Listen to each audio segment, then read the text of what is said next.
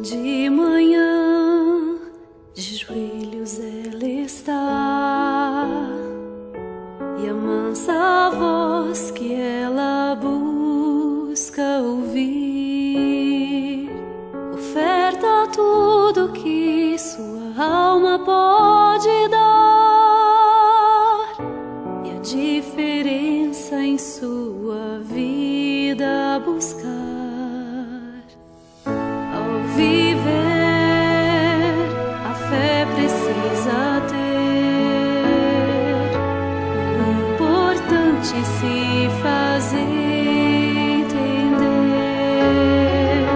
Com suave toque ela faz tudo mudar, e é assim o coração de uma mulher.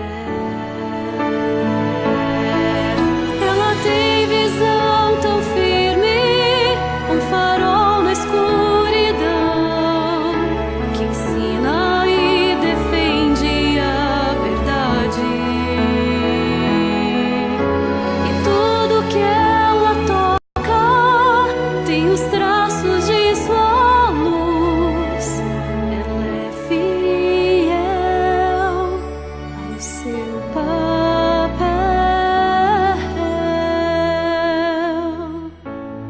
Leva amor aos que sofrem solidão.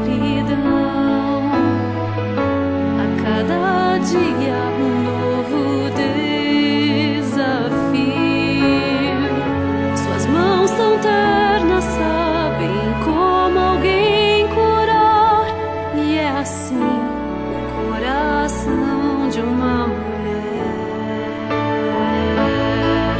Ela tem visão tão firme, um farol na escuridão, que ensina e defende a verdade. E tudo que ela toca tem os traços de sua luz.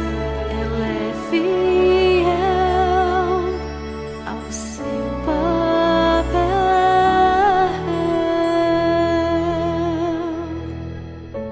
Ao pôr do sol, de joelhos ela está. Sua fala suave o Pai está a ouvir, segura de que seu papel realizou. Ao chorar